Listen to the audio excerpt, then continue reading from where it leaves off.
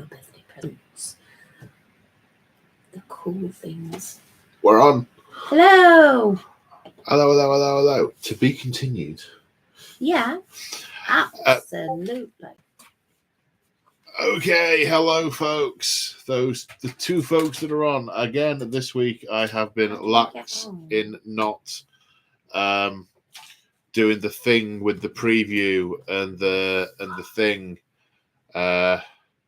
which many long story. Thank you, Mick. Many long stories will be need to be explainified to go through the what's it. It's been a long everything.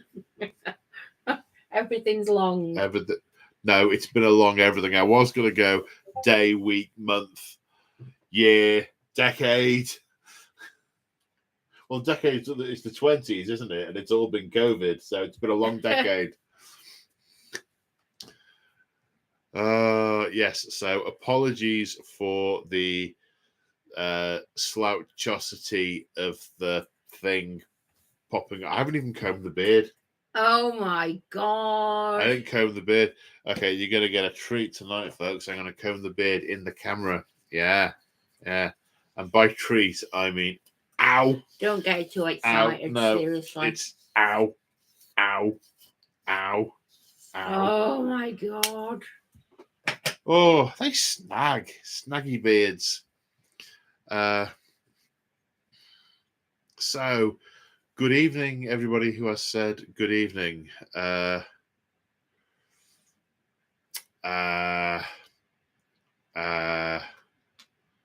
Steve's half expecting a model to fall out my beard. Do you know, whenever I've lost a piece of model, it's never occurred to me to look in my beard before. But thank you, Steve. I will now.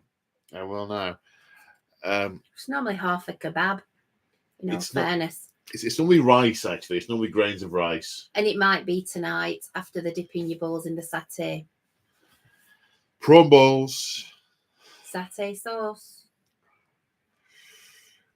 You dear. really were doing it. You really were. Dipping your balls in the satay sauce. I was eating my dinner. I'm never eating with you again. Embarrassing. Well, okay. Oh. They're yours. What are they? Oh, thank you. It's my little snack. Oh, wow. Thanks, Mick. The Beard Combing Fund. Thanks, man. Yeah. Half a kebab in your beard sounds a lot like saved for breakfast. Back in the day, when takeaway used to be a lot cheaper and I couldn't make the minimum order with one kebab, I used to get two. And I would open the takeaway bag after taking it off the driver and put one kebab straight in the fridge. And that was breakfast. And then eat the other one. Which is the reason I'm diabetic. And have high blood pressure and sleep apnea and everything else. And it's not a lifestyle choice I recommend. And the cans in the Coke can bin have reached critical mass. They're now falling off when I try and put anything on them.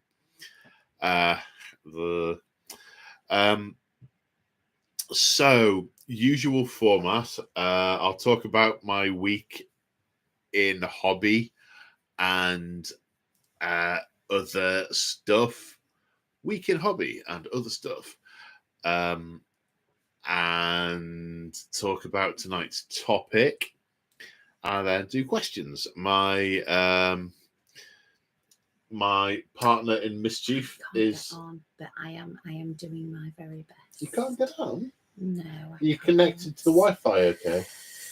Yes. Is it on fire because you've got the different thing plugged into it? No. Okay. People saying hi. Hi. I'll be there shortly. Start without me. Oh, you have done. Oh, fair enough. Yeah. I'll be there as quickly as I can. Okay, so this last week in the hobby world. And you know, there's not much hobby has actually occurred in this last week because we last did this on Tuesday.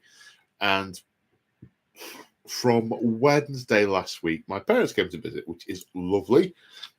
Very nice to see them, as always. They are the nicest couple in the world. That's where I get it from. They are the nicest couple in the world. It's where I get it from. My dad watches this, you know. What? Well, I'm not saying anything wrong. Hi, Dad. Hi, Paul's dad. A message, member 11 months, Paul Gray. Sorry for not being about last week. It was an honour to play against you, good sir, last month. Thank you. You're very welcome, sir. It was a very, very fun game we had, chasing each other around some rocks in the middle of the table with tanks and noise marines. Great fun. Great fun. That's in the members lounge for anyone who is interested in seeing that battle report. So yes, my parents came around. We had lots of we had a couple of days out, just stuff in the garden, all very fun. We went to a very cool garden centre. We did. Very nice garden centre. Very nice. Is that why I don't swear? No, Kev. What? Wait. What? Wait. Kev. I don't swear on camera. Yes. On camera. Let's leave it at that. I don't swear on camera because I like a trooper. Who's just been kicked in the nuts. Yeah, the air is blue very often when we're trying to log on. Yeah. Moog says Paul swears like a sailor. See, exactly. Any luck? No, I'll let you know when I'm in. All right. Oh, so to speak. Well, quite. Ginger Steve, member for 19 months. I forgot about these. I don't watch many of these, so sorry if you've said it before, but are you excited about squats? Thoughts on Law's show? Am I excited about squats? Oh, yes. I am all in on squats. The second those bad boys land, they are, I'm going for an 8th mortgage. Ching! Give me the squats. Give me. Thoughts on their lore shown? The fact that their society is driven by immense learning supercomputers that are going senile, I think is awesome. It gives reasons for conflict with the Imperium, who do not believe in artificial intelligence, and the Mechanicum, who don't believe in artificial intelligence, but want to steal the artificial intelligence. Oh, yes.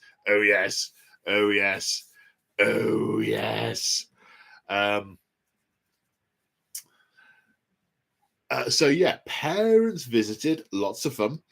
Then from Sunday evening, what did I do? I started building some AOS terrain because my next 2 campaign projects that are coming up. One is super secret. It's not that secret. It's AOS related. It's GUR related, but it's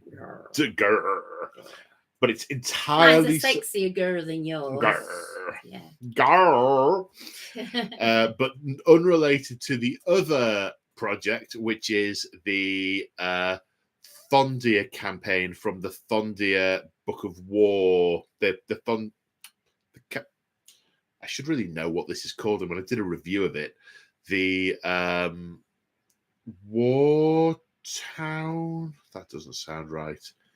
The Thondia campaign book. There's only one Thondia campaign book in AOS, which has got a nice little series of 5 games with very specific armies and special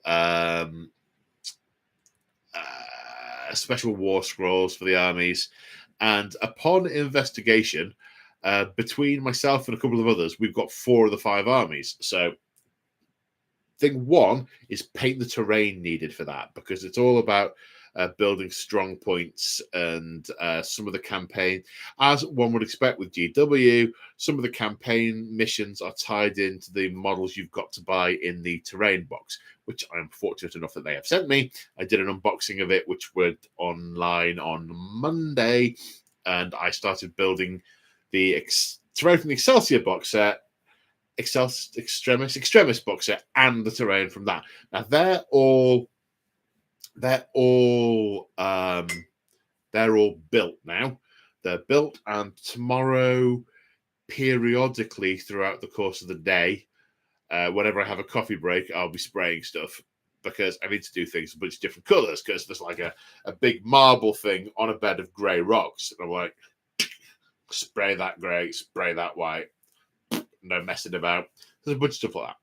I've also got the Cron Spine Incarnate to paint, and I'm thinking I'm going to do that in contrast. So that's going to need another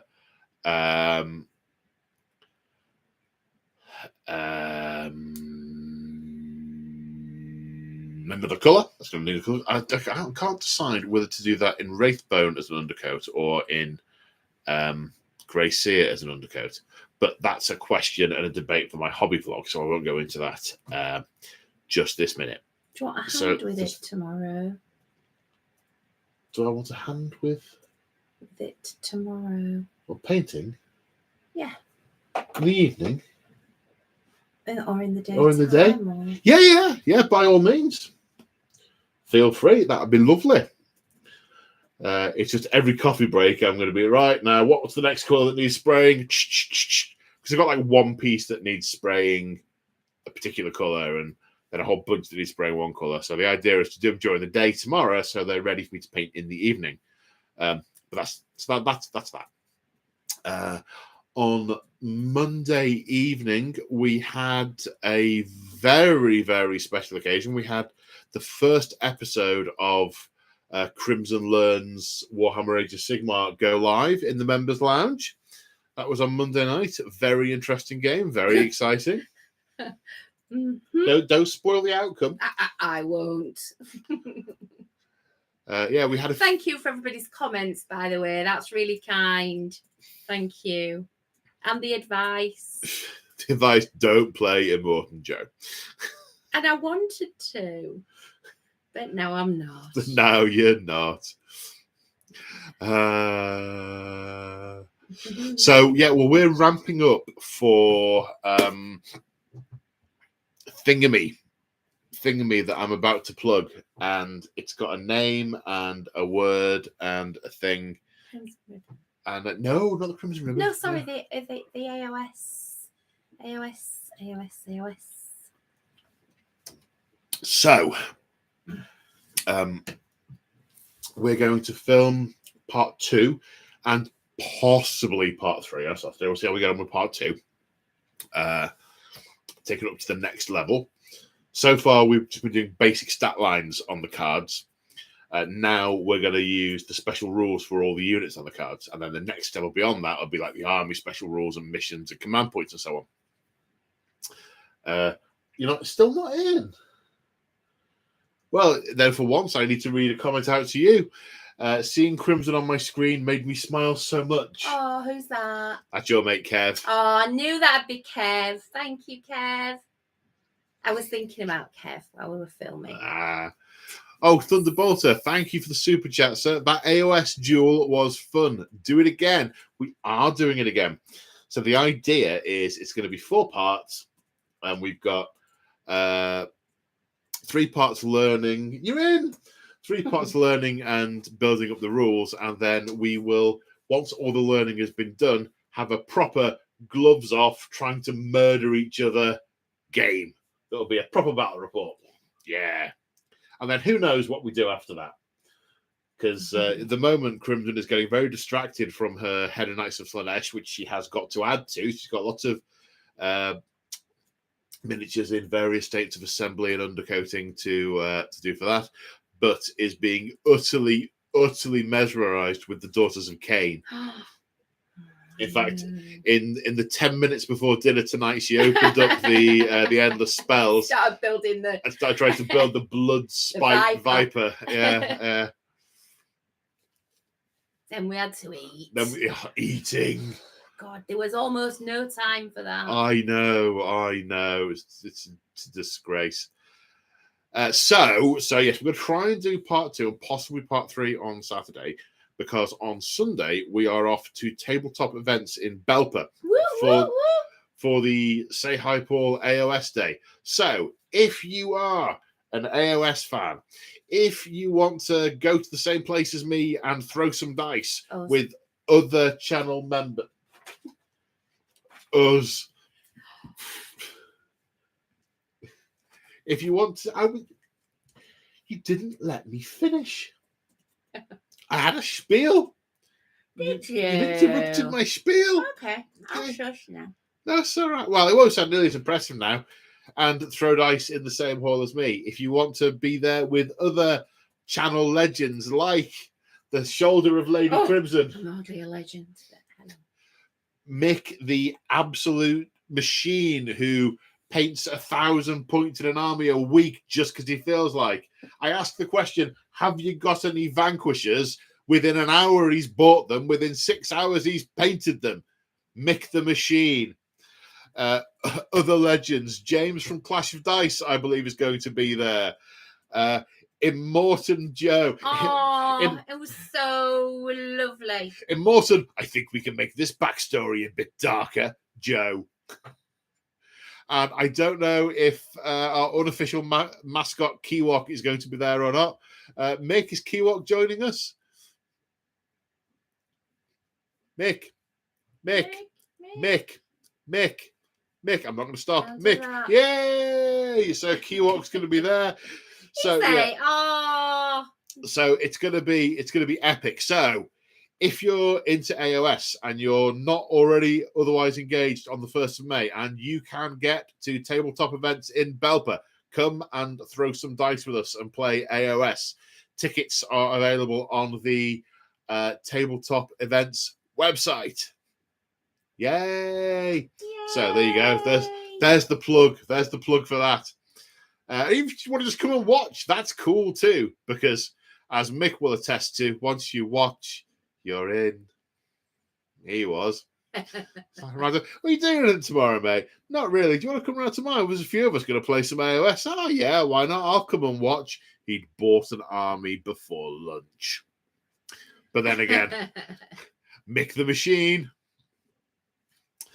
So yeah, that's the hobby stuff from the last week. Non-hobby stuff, my brain is particularly gooey at the moment. I feel like I have to plug my ears to stop it running out when I tilt my head one way or another. It's pretty bad, so I'm quite incoherent at the minute, and anything that knocks me off my train of thought basically makes my brain crash. You see the loading sign as I'm trying to work out what I'm doing. In theory, I'm going to try and film a battle report on Friday night to get it up on the channel on Sunday. I have no idea if I'm going to be capable of it or not. It's a poser at the moment. I'm a bit of a stewed apple. But that aside. So the topic for today. So as a stewed apple, I was perusing the live stream topics questions on the community Discord. If you're not a member of the community Discord, check it out. It's awesome. Either level 1 channel membership is what you need, or join my Patreon thingy malarkey. Thanks. Paul Gray says #Diet Coke sponsorship as its routine. Thank you very much, sir. Thank you. Much appreciated. If anyone else is going to be there on Sunday and I haven't called your name out, many apologies. Whack your name in the chat and I will shout out in a cheerleadery kind of way. So yes, I was looking for inspiration for ramble topics, and this one by Immortan Joe, and I'm paraphrasing, but he was saying how much. Is Joe here? I haven't seen him. No, me neither. How much variety does an army book or codex need to have? And I thought it's an interesting question, and it got me thinking, and it got me following an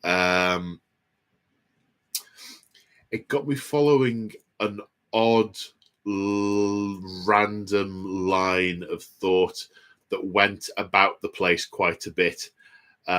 So I'm going to try to recreate the random line of thought. Yeah. So what I think is quite interesting, because I sort of thought, oh, yeah, well, my immediate thought was, well, yes, you've got to have quite a bit of variety, because otherwise things are very boring. Because when I read the question, it put me in mind of some of my recent games with my Cruel Boys, because partly because I've only got one, because I don't have any Hobgrots painted, but basically the main unit of infantry that is either battle line or other is a Gutslitters, and they are the main infantry. And it's fun. It is. They're a lot of fun to play. But it had occurred to me a couple of times. I thought, oh, it'd be nice if there was a bit more variety with the infantry units. So the question made me think, oh, yeah, there's more variety. And then I thought, yeah, Space Marines. They have, they've got lots of variety. And then I thought, but do they?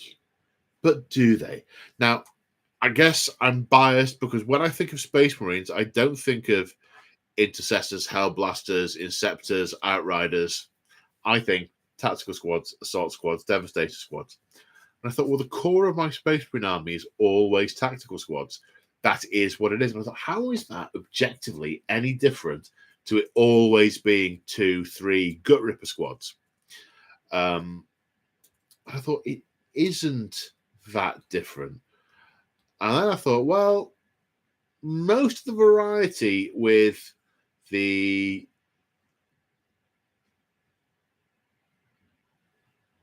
Cruel Boys is in the characters. I thought there's the Swamp Crawler, there's the Maya Brute, there's the thing, and a couple of others. And I thought, yeah, most of that is sort of right. And then I thought, well, hang on, Space Marine HQ isn't a lot of the variety with them as well. Librarian, Chaplain, Apothecary, Captain, Chapter Master, the other one, and all those. I thought, well, actually, it's kind of,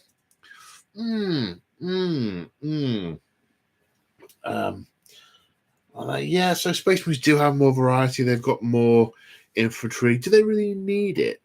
I mean, when I open the Space Marine Codex, the number of entries in there that I just automatically skip over just make me think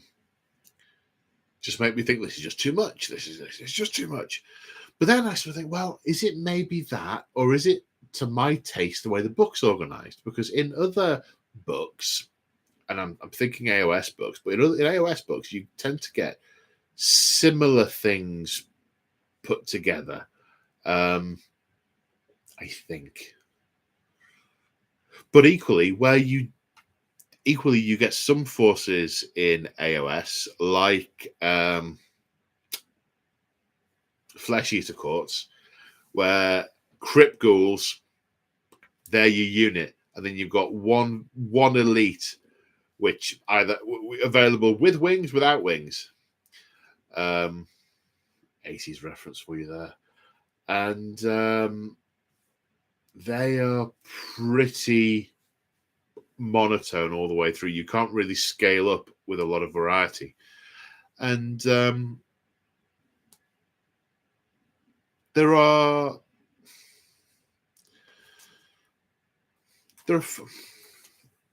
Lemmy's got Velcro stuck to her ear. Oh dear. Bless. Sorry, I just adjust this power cable.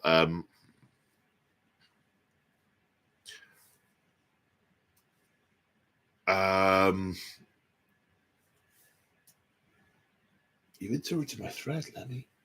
I say thread. It really wasn't a thread. It was a ball of lint.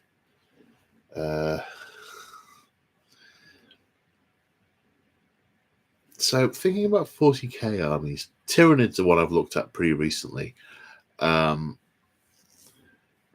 or 3, 4 realistic choices for troops, then a bewildering array of other random things available in all the different slots. Let's take some other 40k armies. Then again, you get Imperial Guard. I don't see Imperial Guard as needing a lot of variety, because if you're doing an Imperial Guard, a regiment, you need infantry squads or scion squads, which are just a different flavor of infantry squad. And you could have elite ones, troop ones, all sorts of different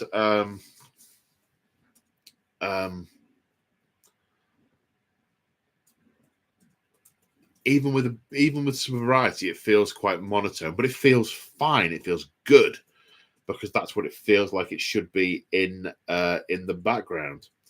What else do we have? Imperial Knights. They're fairly low on variety. Just a couple of different weapon options, the odd wound here or there.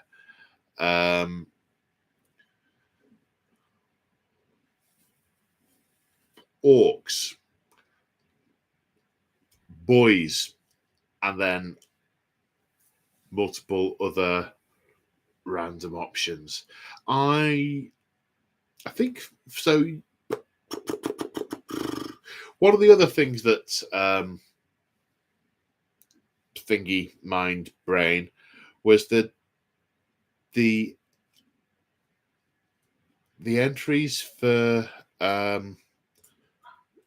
to use an example, chaplains and primaris chaplains, Space Marines. Is there a reason for 2 entries? Can't we just have one and it be, all these other rules? I don't know.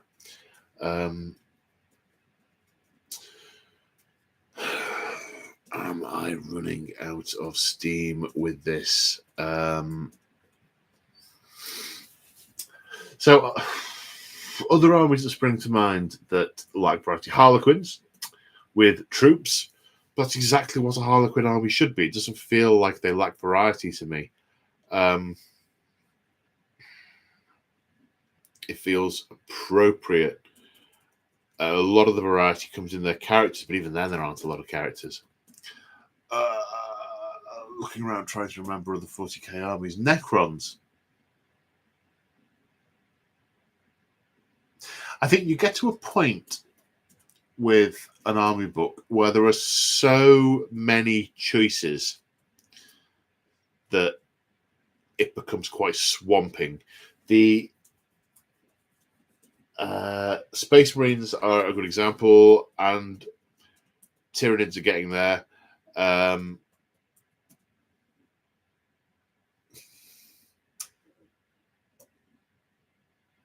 The Stormcast Eternals have an utterly bewildering array of units in AOS, and it takes an awfully long time to try and work out what they're all for from a narrative perspective and how they are organized and so on.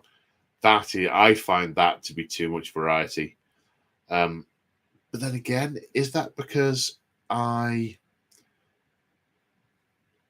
think there are too many units, or because I don't think the book is good at explaining how they are narratively organized?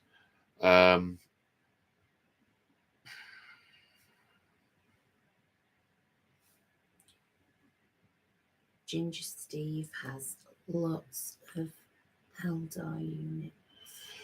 Eldar have lots of units too. Eldar have lots of units too. And you're quite right, they are better explained narratively. That's why that doesn't spring to my mind, because I think of Eandon, I think of 3, 4, 5 units, and then a smattering of other things. I think of Ulthway, I think 3, 4, 5, 6 units, and then a smattering of other things. If I had a total blank slate from a narrative perspective, it could be really bewildering. But they don't have a lot of choice of characters. If you ignore the named characters, you've basically got Farseer, Autarch, Avatar, Spirit Seer. It's a shame they didn't bring back the Bone Singer properly. That would have been cool. Missing anyone?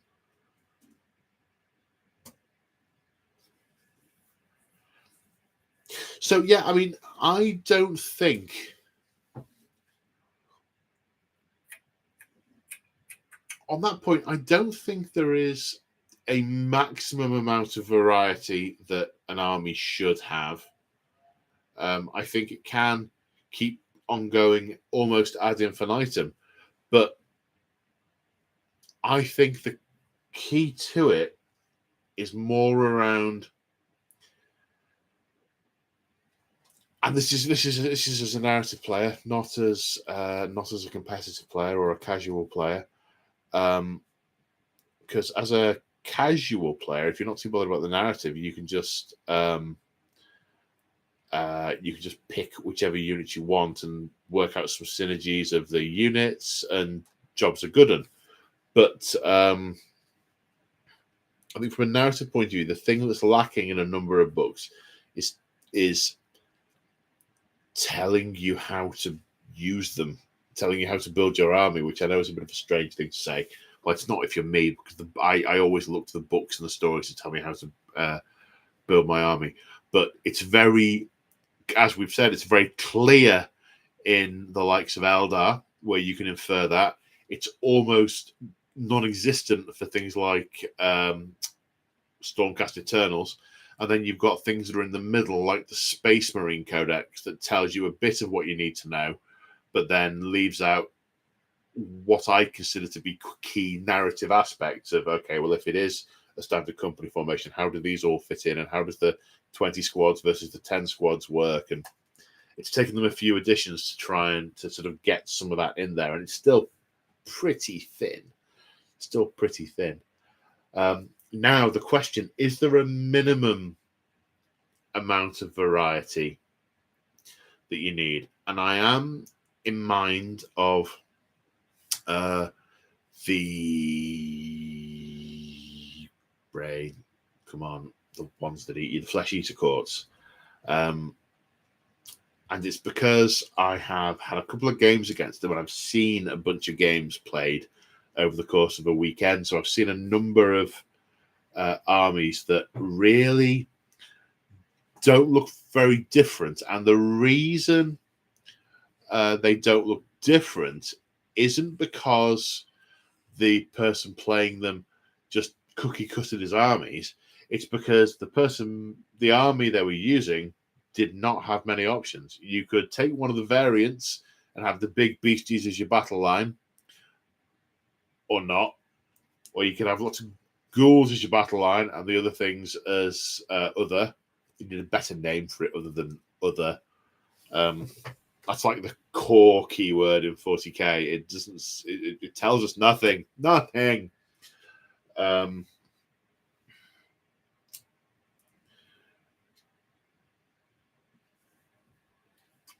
I don't know that I noticed that in. You all right? That's good. Bless me. Bless you. I don't know that I noticed that in 40k so much. Even with some of the newer armies, but in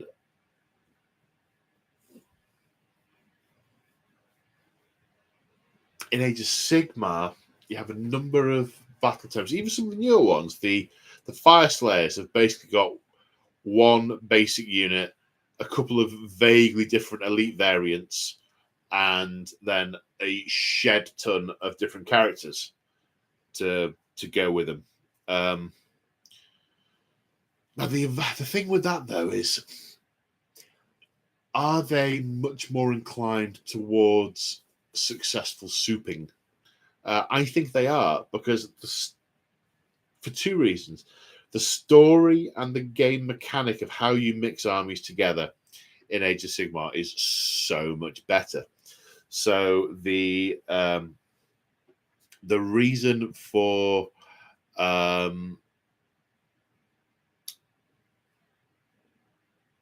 So in all the books, I say all the books, in a lot of the books, using death as an example, at various stages, most of the forces of death are working together or cajoled into it, or are in some way aligned. So if you consider the army to be death, then there is a lot of variety. If I sort of have in mind to do, and I'm not there with my model collection yet, but if you're doing battles from the Soul Wars, for instance, then yeah, you could absolutely do a battle here with crypt ghouls, a battle there with skeletons and zombies and so on. But actually, you can do an all-out assault where cities are being battered by all of the above, and the game lets you. Okay, you need 4 books or 3 books or however many you're tying together.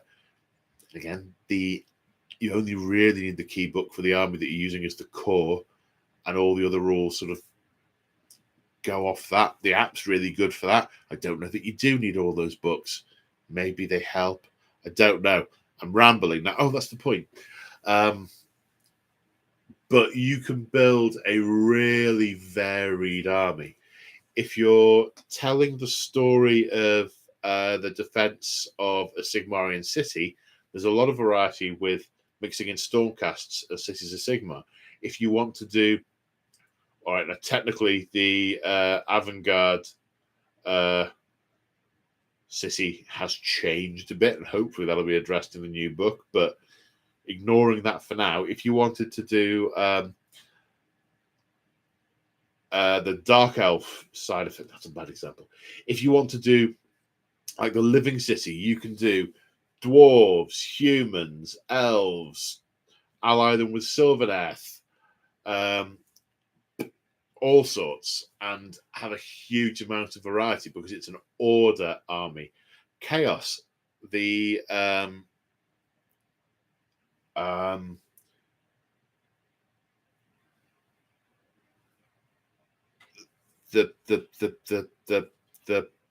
allying mechanics allow you to mix a lot of them together to represent the chaos hordes that do get whipped into a frenzy and launched during big campaigns.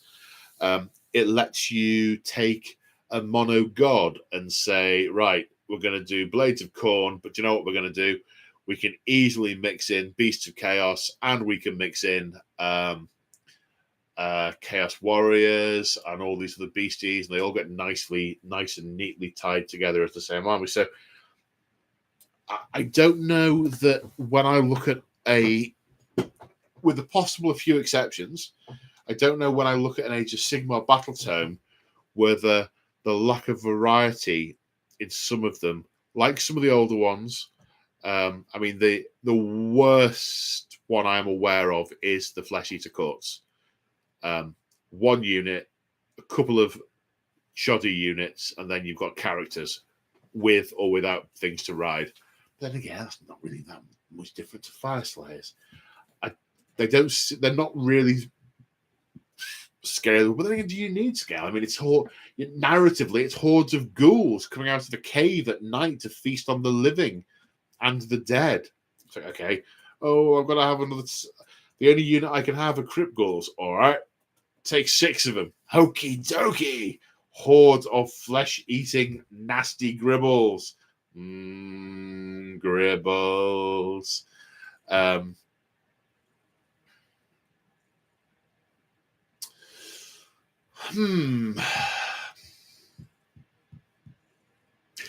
I hope some of you guys have been adding your thoughts to the chat as I've been going along. I'm sure my secretary is the wrong word. Cohort will.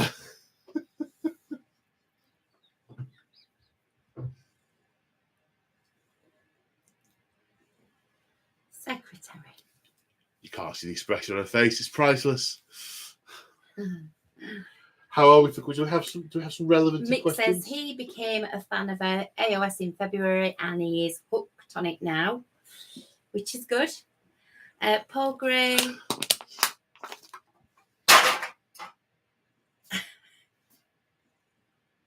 As you were. Okay. Paul Gray, Mr. Gray, says the Imperial Guard variety is on the tanks and auxilia.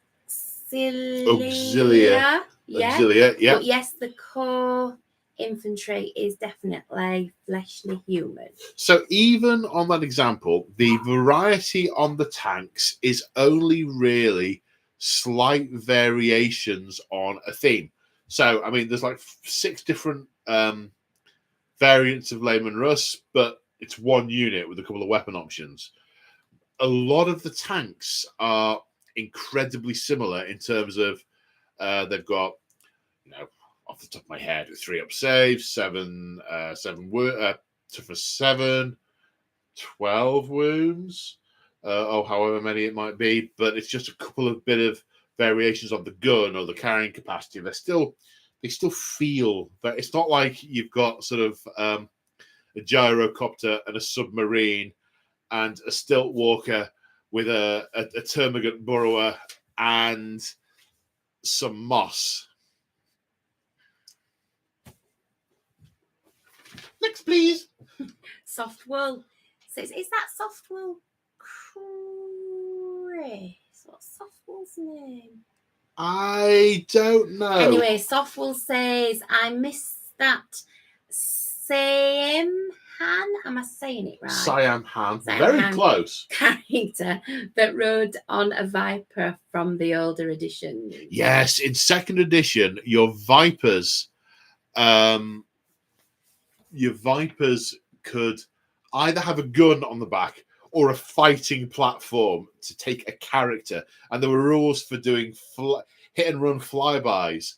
I can't remember. I think it used to be you move past it and they can make 1 combat attack. So you could put like a Farseer or a Warlock on this thing and zip it past and just wallop someone on the way past and like lop their head off and then be over the other side of the table before they knew what had happened, and then teach the rest of the game to get back to turning circles so wide.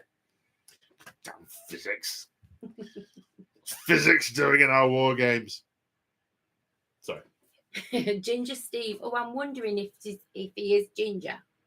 Ginger Steve? It's a question from you. Yeah. Oh, no, right. He's got something to say, but I just wondered if he was Steve, Ginger. Anyway, what colour's your hair? Is it Ginger Steve? Ginger Steve? Yes. Yes. Yes, he is. Very good. Because that would be weird if you weren't, wouldn't it? Really. Well, that's kind of why we call you Crimson, I suppose, because you. I'm red, I guess. Lean this way a bit. Red. Okay, so Ginger Steve, always Ginger, said, I listened to someone on YouTube, I forgot who it was, but he was reading out Stillmania from Nigel Stillman in White Dwarf back in the day about building narrative armies. So refreshing, but also so old. Not familiar with that one. Oh, are you not? No, that's passed me by, I'm afraid. Oh, Ginger Steve. I'm sacked. Sorry. Can't get this. I guess I'm just going to have to log off and delete my YouTube account now. I've failed. Oh, dear me. There's no keyboard here, just a cat. Kevin says we're making him Mrs. Hero Quest now. He's missing it. Age of Sigmar. Sorry. He's thinking about buying Space Crusade for the fun of the game. Space Crusade is a great game. I didn't play it first time around. I played it as an adult because a friend of mine had it. It was great fun. It was really, really, really, really, really good fun. I enjoyed it. As is the current. I think there have been 4 versions of Warhammer Quest so far. I have 3 of them, and I've played 2 of them, and they are excellent fun as well. So the original Warhammer Quest, which is the dungeon crawl, and that was great fun and almost impossible to get through it alive. But when you did, you became immortal, and you learned the greased up pig trick. It was great. The greasy pig trick. Steady. Calm down. Calm down. Should I open the window? Quick, let me find you. Get the fan on. I've broken it. Stop touching things. I've got everything like I want it to be. Stop messing with my bits. Stroke my pussy instead. Anyway. So, got that original Warhammer quest. I've got Blackstone Fortress, which I haven't got all the way through because we were in the middle of playing it when COVID hit, but that is enormously good fun. I never went for Silver Tower because, well, I was hating on AOS at the time and it looked far too dumbed down from the Warhammer quest I knew and loved. But Blackstone Fortress, I mean, that got me, man. I've got all the kits for it. Over half are painted, and considering that less than half of my everything is painted, that's a good ratio. That was good fun. We need to rekindle that because you had a go at that as well, didn't you? Yeah, that was good. We need to get that going again. Yeah. And I've obviously got Cursed City, which looks really good, and this apparently mechanic is meant to be quite similar to Blackstone Fortress, from what I understand. I may have misunderstood, but it looks quite good. And you can't play that because there's zombies in it. Don't like zombies. Crimson No, like zombies. No. Suppose I can put little bags over their heads. Anyway. Anyway. She's See, shivering I'm at the not going to thought. sleep now. I'm not going to sleep now, Kevin. This is his fault. Anyway. Yeah.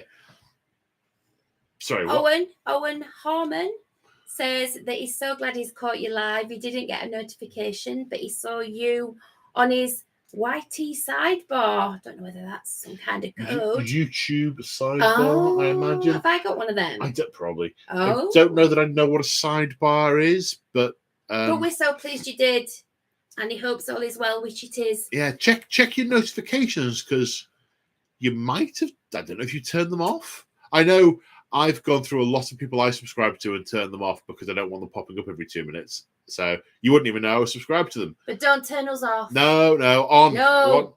If you want my drivel piped directly into your portable handheld device or you see that other thing, then it you sounds so wrong when you say it like that. No. Pipe my drivel right the way through. Oh yes. Dear. Right. He also says drivel time. Oh dear. This is Owen again. So a question about the new balance data slate. I'm currently trying to build a new Death Guard army, but it seems that Heretic Astartes are a waste of money. Any thoughts or advice? Oh, Heretic Astartes being a waste of money. I don't know. I mean, I like the balanced data slate for what it does. It balances match play, and I think that's a good thing. I am not going to use it in my games because some of it, whilst it balances the match play, it horrendously unbalances the narrative. So I'm not as familiar with it. But from what I can see, you get two things for being Death Guard. Your power armor is better than it was. Why do you think I made it in the merch? I was clever. Yeah. I was just saying. So, I mean, you seem to better able to resist some of the AP spam out there, which is a positive thing. And terminations of objectives secured, so you can drop them down onto objectives and just sit there for like ever. So they seem pretty good from my perspective. I don't know what the meta's like where you're playing, so I can't really comment at all. I know back in the day when I used to just play 40k, much more on the face of it, much more casually, what worked and what didn't very much depended on who you played against and where you played them. In our small groups, we tended to tailor our tactics more to what we knew each other would do. You know, we had one person who would always drop pod dreadnoughts in on turn one. And that led to a lot more defensive deployment to reduce the impact of that. We're going back to 5th ed, I think, now. But so I really don't think that's something I can just answer. It depends on a whole load of things. Oh, Ben Draconis, member for 19 months, level 2. Hey yo! Oh, hey yo! Hey, Ben. Hi, Ben. How you doing, man? Good to see you. Next. No, that's it. What? For now, that's it. That's it.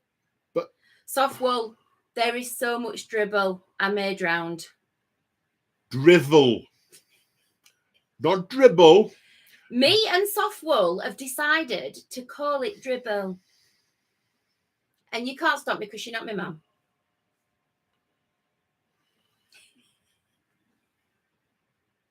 I'm drawing on my arm again. Child.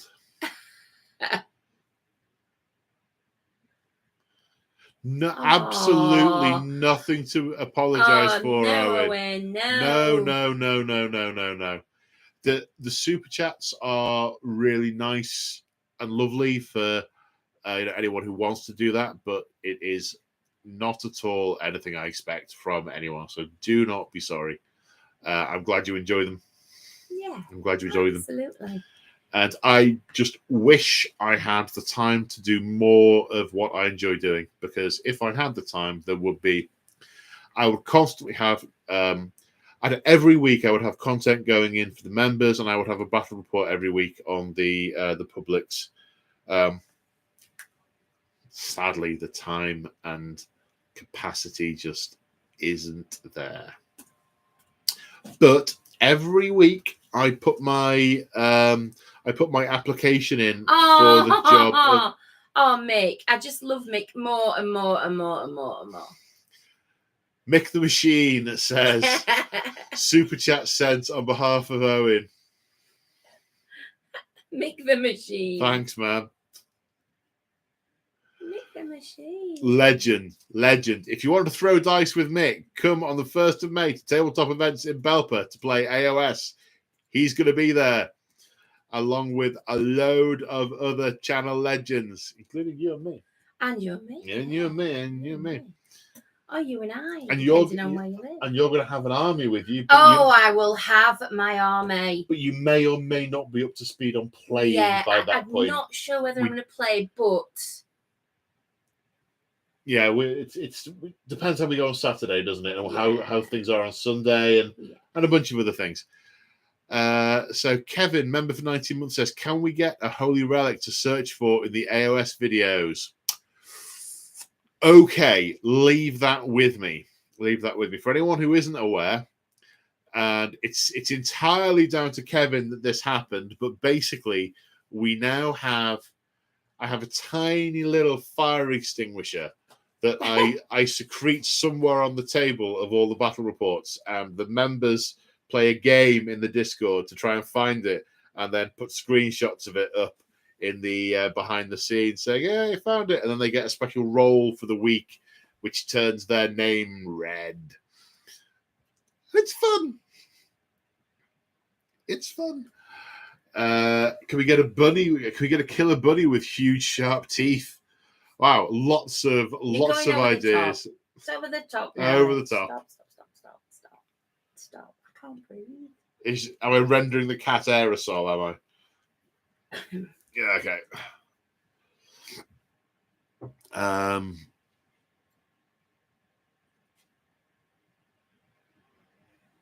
That's no ordinary rabbit, you know. Aaron 582 Railways. Do you think Traitor Guard or Dark Mechanicum first? My gut says Traitor Guard. My gut says that when they redo the guard range, if they are canny, they will think ahead and have some of the kits customizable with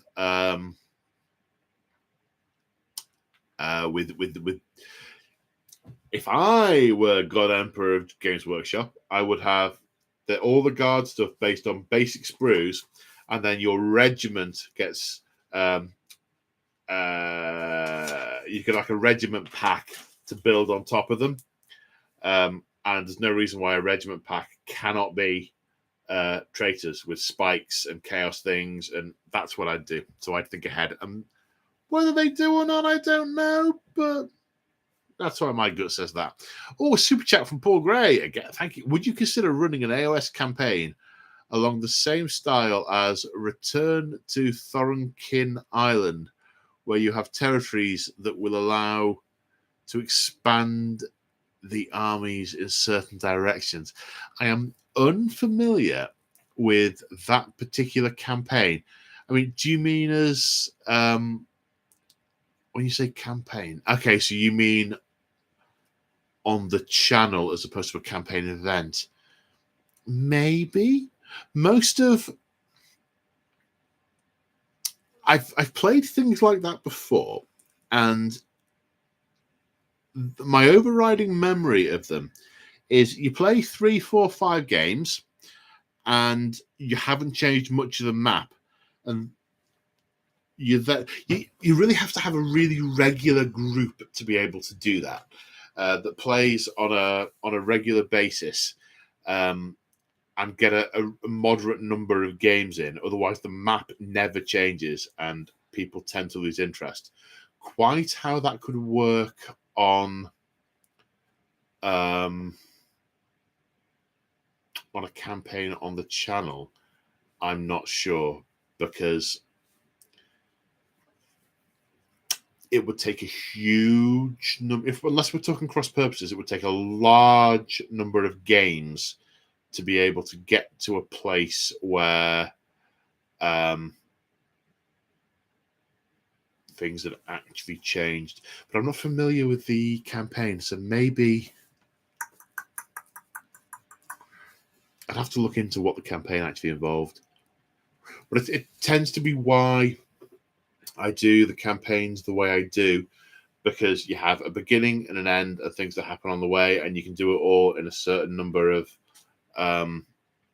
sessions. As soon as you start being into territories, you get the potential to win it one week, lose it the next, win it one week, lose it the next, and that can be like repeatedly bashing yourself in the head with a potato masher.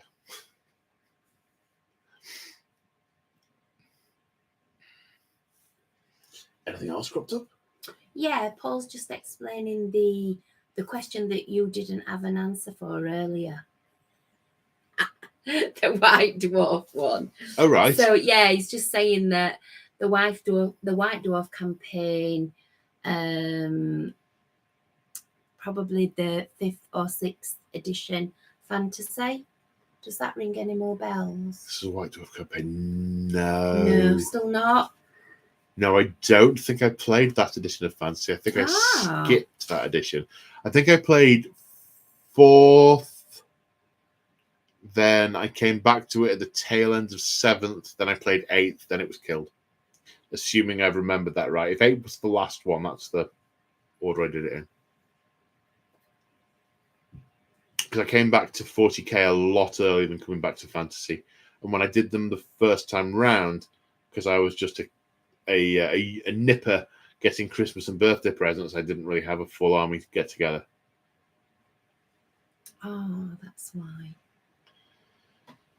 Steve, how would you meld Warhammer with D&D from a narrative gaming perspective?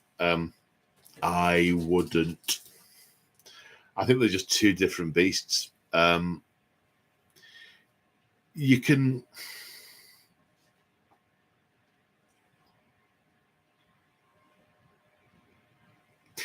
I think they're two different beasts. Invariably, because of the stripped down nature of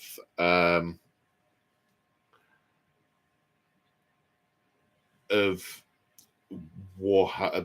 or 40k, so you take a roleplay character, it's got nuances, it's got skills, and the game mechanic accounts for all of these, and they can do pretty heroic things. At no point do you see your D&D character standing in front of a horde of 30 orcs and fighting them, because they'd die unless they were uber powerful. And when you see things like Inquisitors, their stats in 40k, the game just doesn't have the nuances to be able to meld those things together. because your Inquisitor's got, a couple of wounds and hits on 3s. That's mostly it. Whereas in a roleplay game, there's a plethora of stuff they've got. And, facing off against a Hive Tyrant is very different to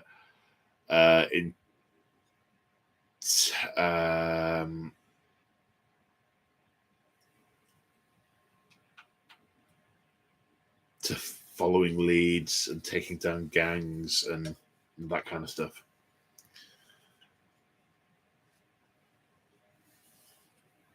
Okay, so we got another one. I don't know that I can pronounce your first name, and I think I would certainly get it wrong. Iniki Martinez Chavana. I hope that's close. Hi, Paul. May I ask how you have raised an AdMech army narratively? Well, for me, the military arm of the AdMech are the Skitarii. So it would be a core of Skitarii Vanguard units, because the Rad warriors are the core. Rangers are much more of an ad hoc anomaly. I would have a big core of 20, 30, 40, 50 Rad warriors led by a marshal, and then ancillary vehicles backed up by Dune crawlers, infiltrators, rust stalkers, some of the transports, the tanks, and the walker beasts. That's how I do that. And that's kind of what I've got started on. And then I would potentially look at that. For me, an AdMech army is a Skitarii army, and the other things are bolt-ons that may or may not be there.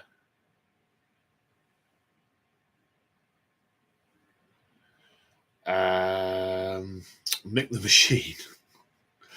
Did you think any more about Kev's idea of doing a channel anniversary game between your Fulminators and Night Lords? I did not. I haven't really thought about anything much for days. Don't make me think, man. It's most unsporting of you.